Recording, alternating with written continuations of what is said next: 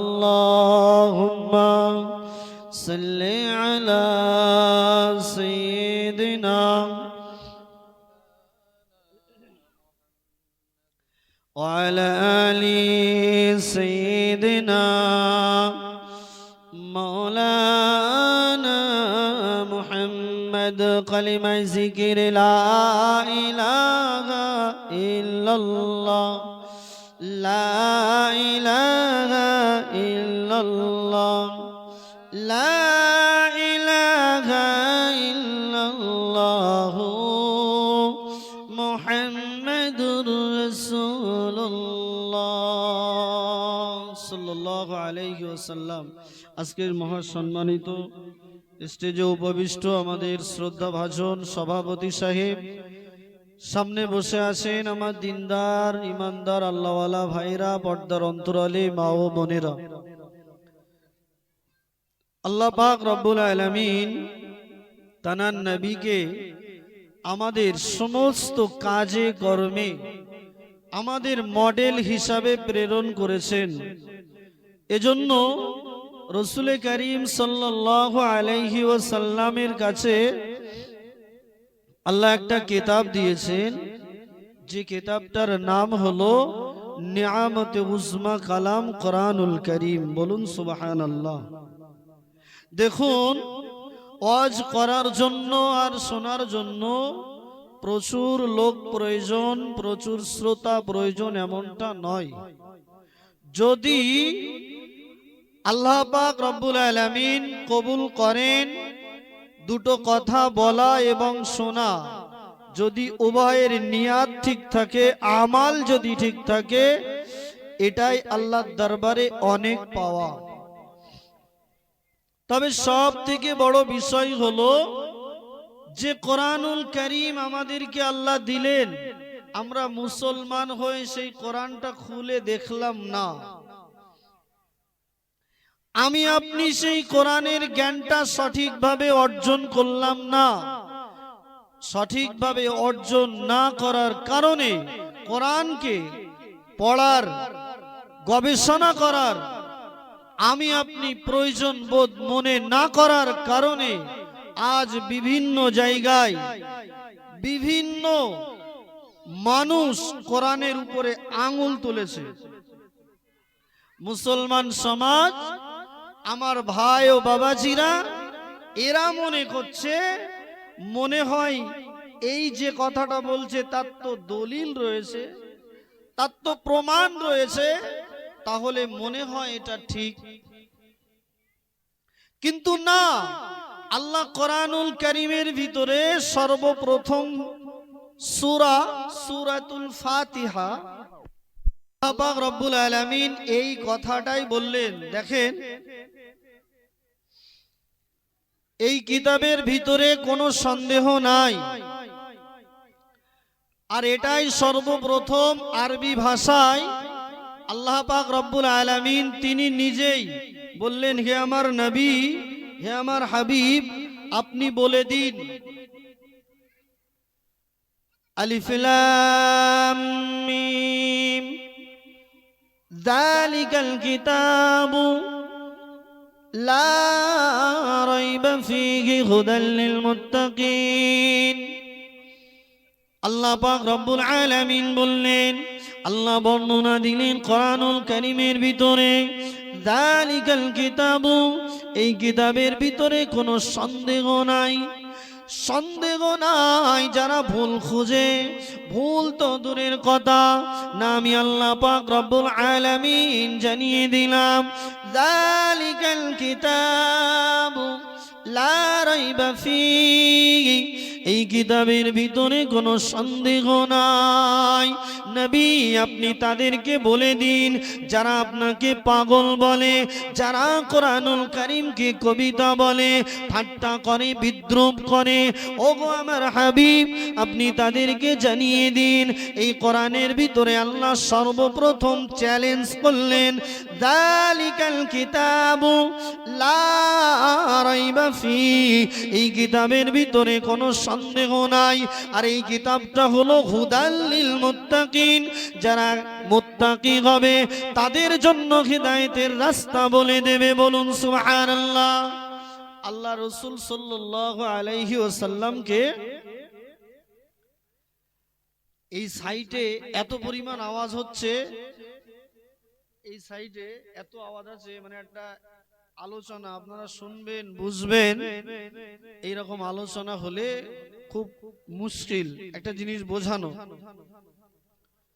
তা রাসূলুল্লাহ সাল্লাল্লাহু আলাইহি ওয়াসাল্লামকে তারা পাগল বলেছিল কেন? যে না, নবী মুহাম্মদুর রাসূলুল্লাহ তিনি হলেন একটা পাগল।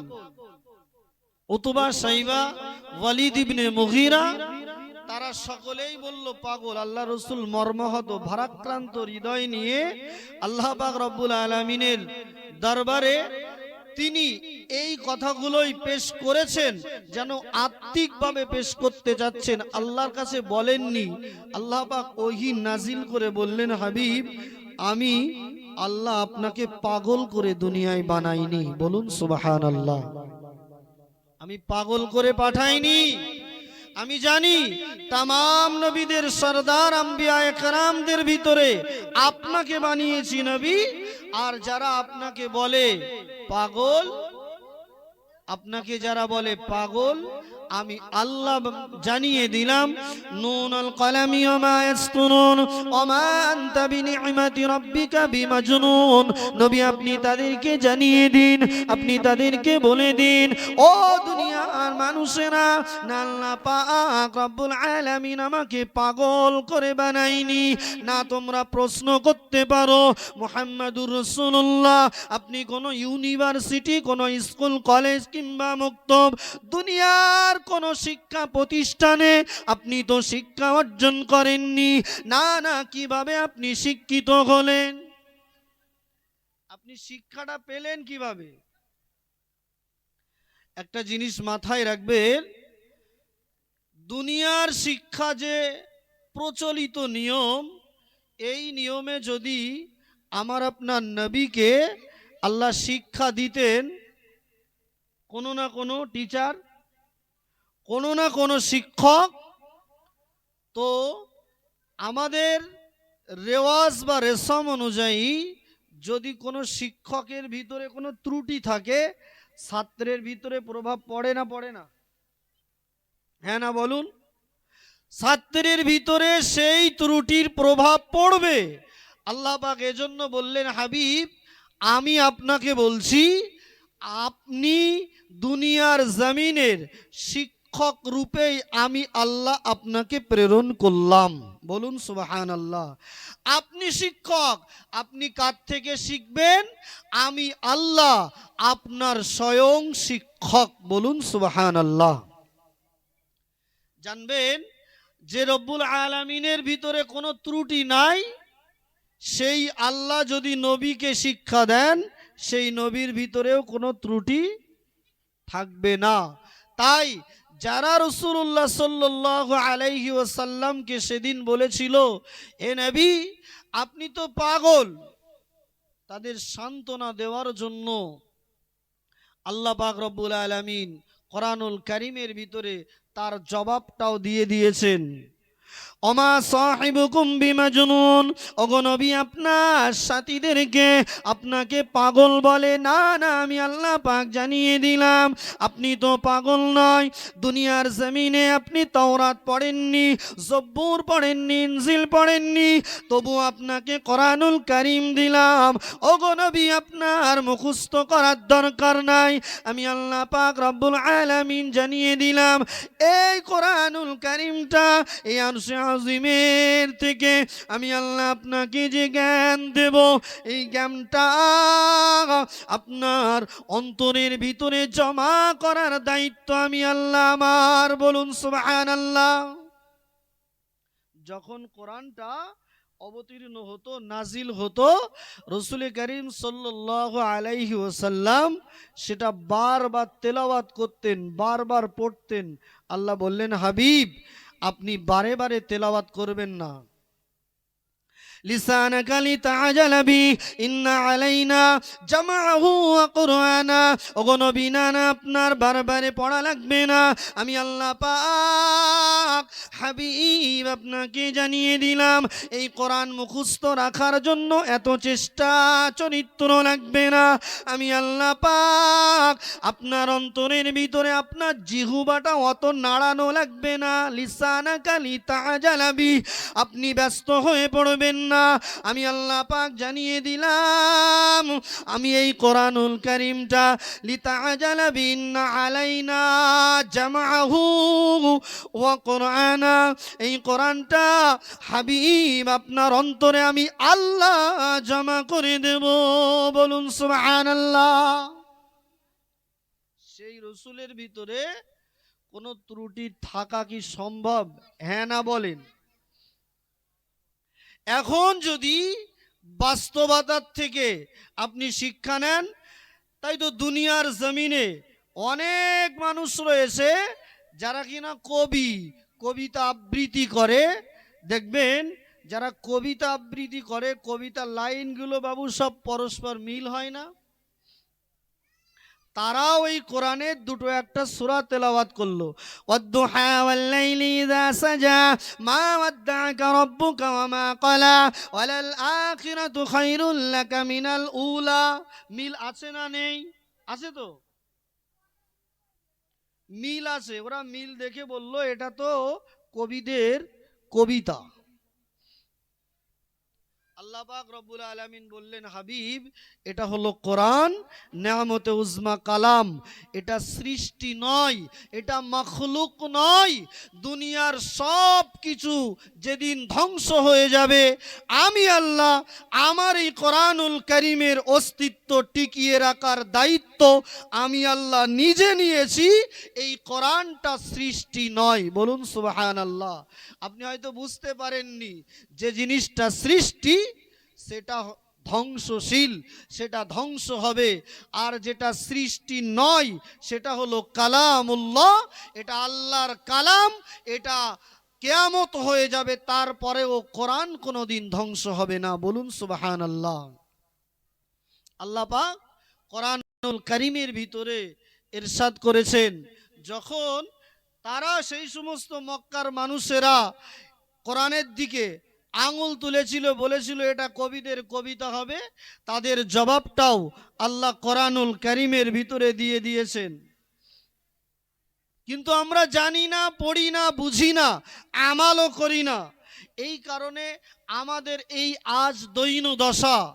আল্লাহ কোরআনুল কারীমের ভিতরে ইরশাদ করলেন, হে আমার হাবিব আপনি জানিয়ে দিন, যারা কোরআনকে কবিতা বলে, কবিদের কবিতা বলতে যায়, আমি আল্লাহ পাক রব্বুল আলামিন বলে দিলাম এই কোরআনটা লিশাইরিম মাজনুন, এই কোরআনটা কোনো কবিদের কবিতা গাথা কবিতা নয়। আপনি তাদেরকে জানিয়ে দিন, না না, এটা কোনো কবিতা নয়, এটা হলো লাইসা বাশার। হে নবী, আপনি যেমন তামাম দুনিয়ার মানুষদের ভিতরে আপনার কোনো উদাহরণ মিলবে না, তামাম জগতের কিতাবের ভিতরে এই কোরআনুল কারীমের তেমন দ্বিতীয় কোনো উদাহরণ মিলবে না। আমি আল্লাহ পাক রব্বুল আলামিন বললাম, ওগো আমার নবী, আপনি তাদের কাছে চ্যালেঞ্জ ছুঁড়ে দিন, আপনি তাদের বলুন তামাম কোরআনুল কারীম নয়, তারা যদি কোনো কোরআনুল কারীমের ছোট্ট একটি আয়াতে কারিমা তৈরি করতে পারে, আল্লাহ পাকের নবী তাদের বললেন, না না না না, তোমরা এই কোরআনের একটা আয়াত তৈরি করে দেখাও। তারা চেষ্টাও করেছিল, কিন্তু আজও পর্যন্ত তামাম দুনিয়ার কোরআনের ভিতরে কোনো মতভেদ মত পার্থক্য নাই, আর এই কোরআনের একটি আয়াতও তারা তৈরি করতে পারেনি। কোরআনের এই একটা আয়াতও তারা তৈরি করতে পারেনি। কিন্তু কোরআনের যুগে যুগে এই কোরআনের অনেক মানুষ ভুল ধরেছে। এখন বর্তমান আপনি সোশ্যাল মিডিয়া খুললেই দেখতে পাবেন একজন কুখ্যাত ব্যক্তি, তার নাম আমি নিচ্ছি না, পশ্চিম বাংলায় প্রচুর থানায় তার নামে এফআইআর হয়েছে, তিনি কোরআনের ভুল ধরেছে। তিনি বললেন যে কোরআনের এই আয়াতটা এখানে থাকা উচিত না, এই শিক্ষা দেয় সন্ত্রাসী। আদৌ তিনি মূর্খ পণ্ডিত হলে যা হয়, তিনি তো 4 পাস। এই কোরআনুল কারীমের এই আয়াতটা পড়ার মতো যোগ্যতা তো তার থাকতে হবে, এই যোগ্যতাটুকু তার নেই। আর আমরা মুসলমানরা কোরআন পড়তেও পারি না, জানতেও পারি না, তাই তো সেই তো কোরআনের তো ভুল ধরেছে, মনে হয় হলেও হতে পারে। আজকের আমাদের এই জলসা করে কি হচ্ছে বলেন দিন?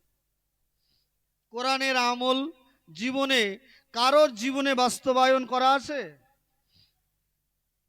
আবু জাহেল সমস্ত কাবা চত্বরে হাজী সাহেব যারা পূর্বেও হজ হতো বলে দিলেন, এলান করে দিলেন, দেখো আমাদের এখানে একটা পাগল রয়েছে, নাম তার মোহাম্মদ।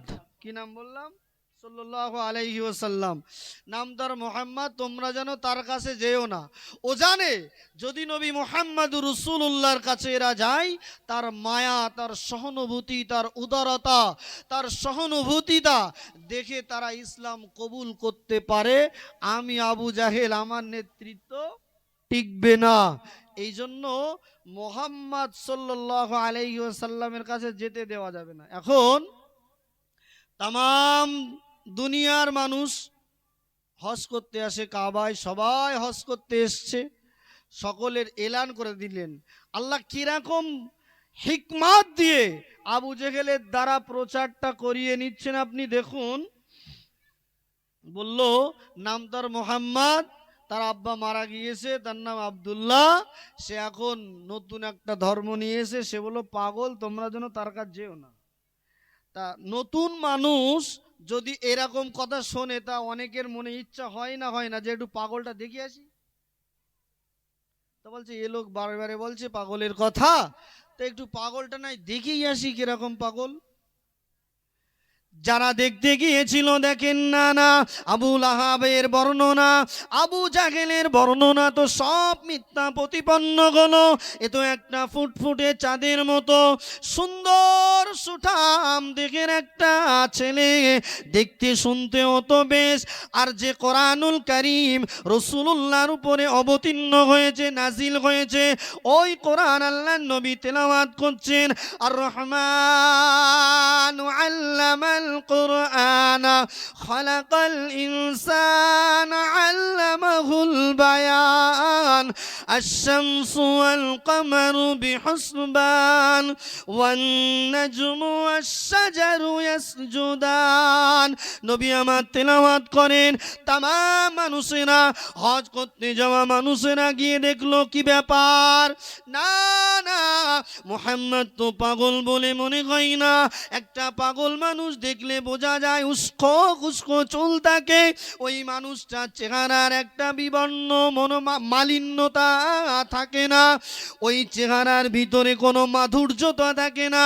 পাগল দেখলে আমরা এক কথায় চিনে যাই এই মানুষটা তো পাগল নয়।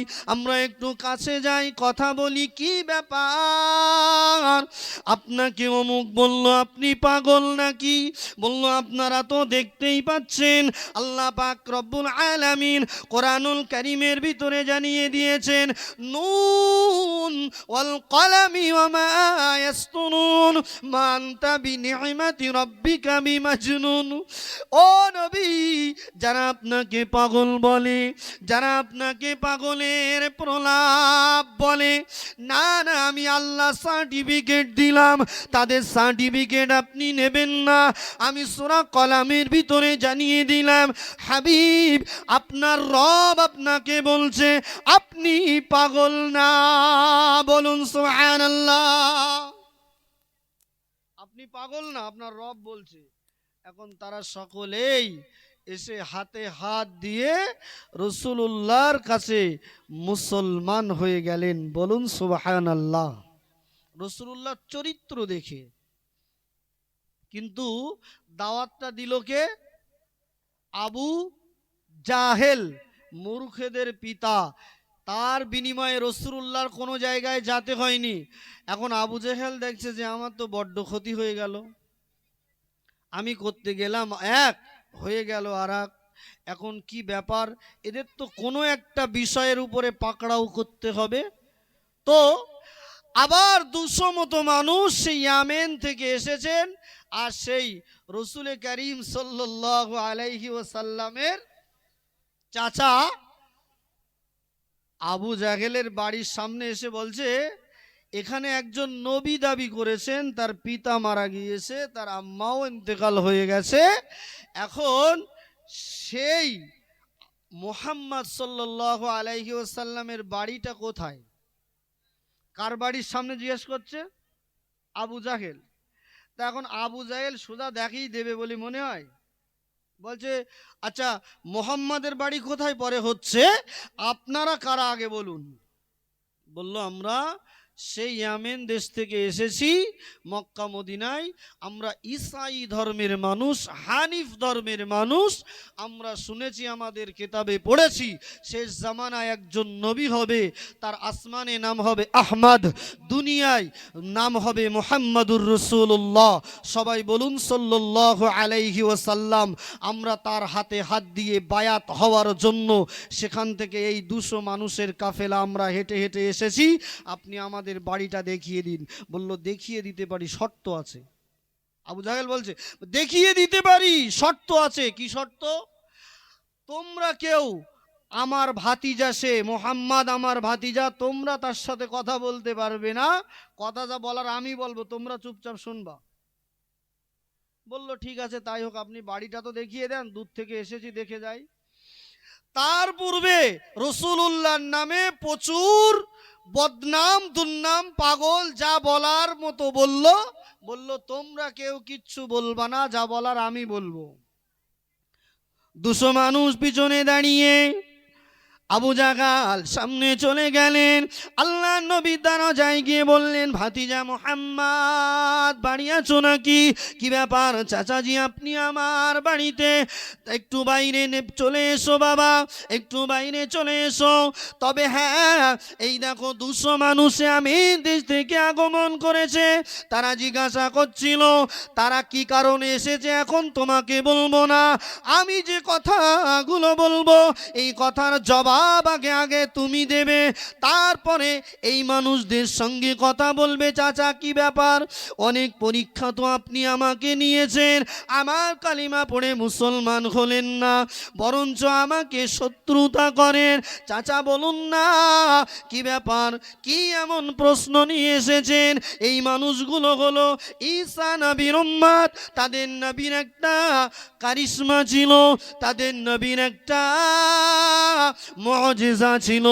ঈসা নবী যেই না কবরের ধারে দাঁড়িয়ে বলতো কুম বিইজনিল্লাহ, কবর থেকে ওই মানুষটা জিন্দা হয়ে দাঁড়িয়ে যেত। বলুন সুবহানাল্লাহ। ও মুহাম্মদ, আমি আবু জাহেল বলি, ওদের নবী ছিল ঈসা, তার এই ছিল তার কারিশমা, এই ছিল তার মুজিজা। এখন তোমার হাতে হাত দিয়ে তারা বায়াত গ্রহণ করবে, এখন তোমাকে দেখাতে হবে ওই কবর থেকে যদি কোনো মানুষ তুমি আল্লাহর নাম নিয়ে বলে জিন্দাভাবে দাঁড়িয়ে দিতে পারো, আমরা সবাই দেখব। আল্লাহর নবী আমার বললেন, ও আমার চাচা যান, ওই 200 মানুষ কলেমা পড়বে কি পড়বে না, আমি মুহাম্মাদুর রাসূলুল্লাহ, এটা আমার কিছু যায় আসে না, এটা আমার বলার বিষয় নয়। চাচা আপনি আমার কলেমাটা পড়বেন তো? যদি আমি ওই মানুষটা কবর থেকে তুলতে পারি, আপনি আমার কলেমাটা পড়বেন তো? ওই 200 মানুষের কথা বাদ দেন, আপনি আমার এই কালেমাটা পড়বেন তো? আপনি আমার যে কবর দেখিয়ে দেবেন সেখান থেকে আমি উঠিয়ে দেব মানুষ, তবে ওই 200 মানুষ কলেমা পড়ুক আর না পড়ুক, চাচা আপনি পড়বেন তো? বললো অবশ্যই পড়বো। কেন পড়বো না, তুমি দেখাও তো। ওই 200 মানুষ তারা সকলেই পিছনে পিছনে রয়েছে, মুখে কোনো কথা বলেন না। আল্লাহর নবীর দিকে মিটমিট মিটমিট করে চায় আর বলে, আল্লাহ পাক এত সুন্দর মানুষকেই তো নবী বানান। আমরা কিতাবে পড়েছি তার মায়ের নাম হবে আমিনা, পিতার নাম হবে আব্দুল্লাহ। ওই মানুষটার চেহারা ছবি সব তো মিলে যায়। আবু জাহেল কি করলো জানেন? অনেক দূরে একটা মরুপ্রান্তরে নিয়ে পাহাড়ের পদদেশে নিয়ে বললেন, ওগো আমার ভাতিজা, এই কবরটা হলো মূসা নবীর জামানার কবর, বহু পূর্বের কবর। এই কবর থেকে ওই জামানার মানুষ ছিল বিরাট লম্বা মানুষ, 70 গজ লম্বা মানুষ। ওই মানুষের কবরটা আমার নবীকে আবু জাহেল দেখিয়ে দিলেন। ও আমার ভাতিজা, এই কবর থেকে আপনি ওই মানুষটা একটু তুলে দেখান। যদি আপনি দেখাতে পারেন, আমি আবু জাহেল কথা দিচ্ছি কলেমা পড়ে মুসলমান হব। আল্লাহ নবী আমার বললেন, চাচা ওই 200 মানুষ কলেমা পড়বে কি আমার যায় আসে না। আপনি যদি কলেমা পড়ে মুসলমান হন, আমি আল্লাহর কাছে দোয়া করতে পারি, আল্লাহর কাছে রোনাজারি করতে পারি। তবে যদি আমি তুলতে পারি আপনি পড়বেন তো? বললো, হ্যাঁ অবশ্যই পড়বো।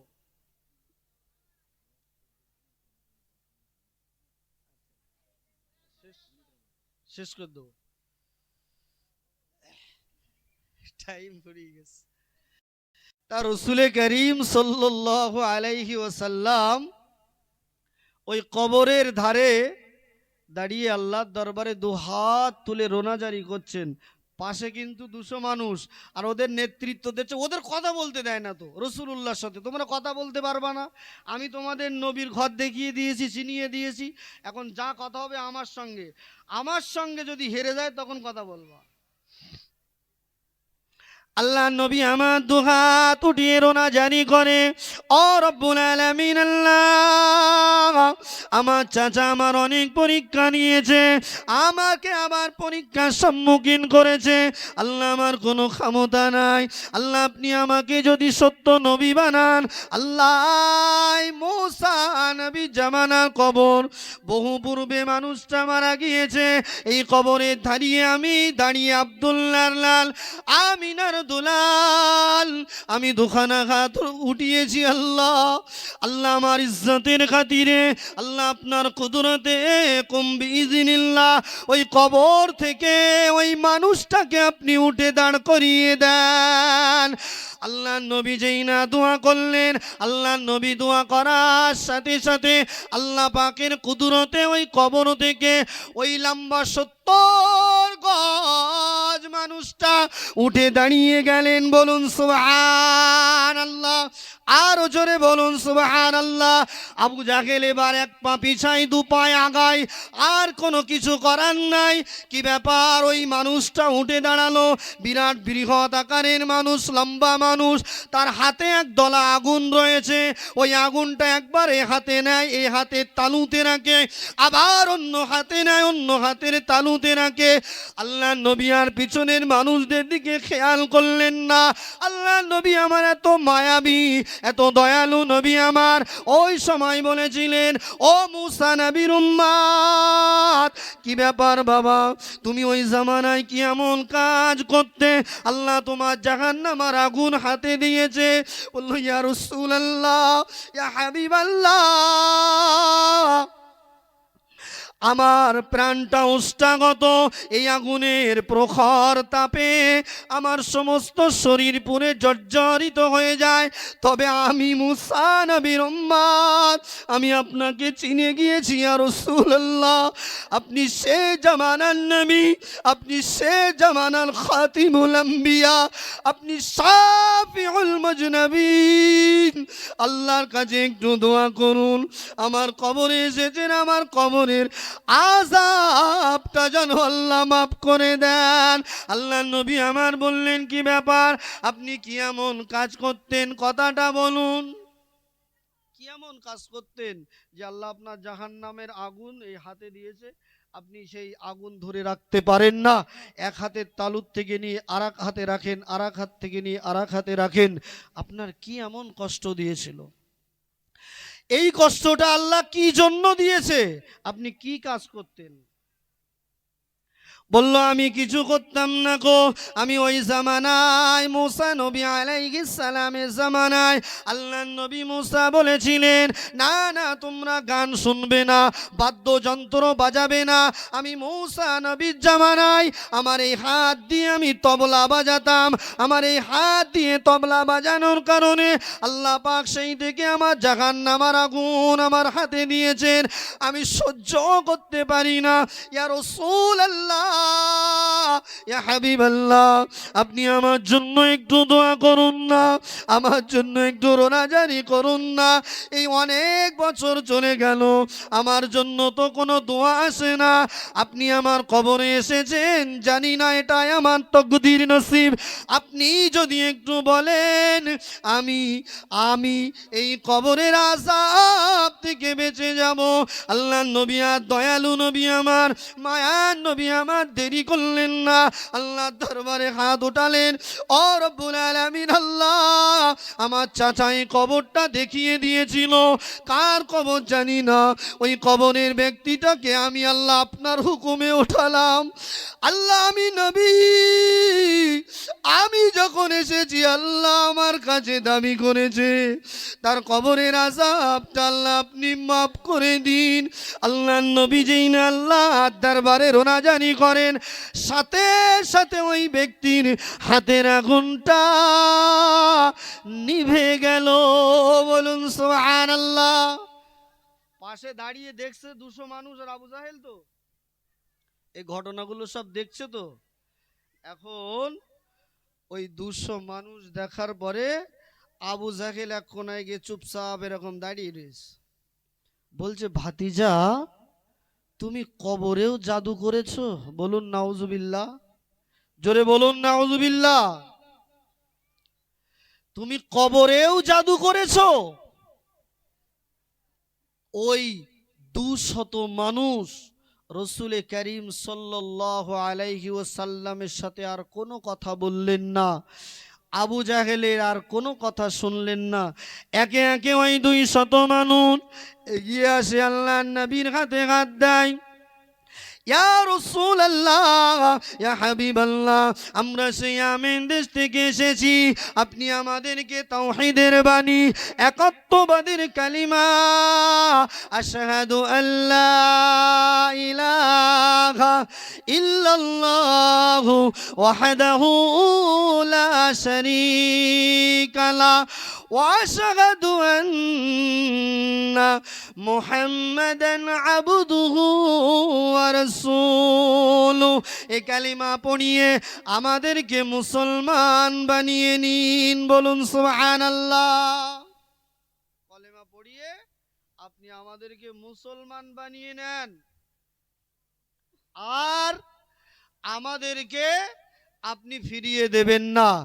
আবু জাহেল বলল, চাচা, আবু জাহেল বলল, ভাতিজা তুমি এই কবরটায়ও জাদু করেছো? আপনি বলবেন আজকের জামানায় যদি আমি আপনি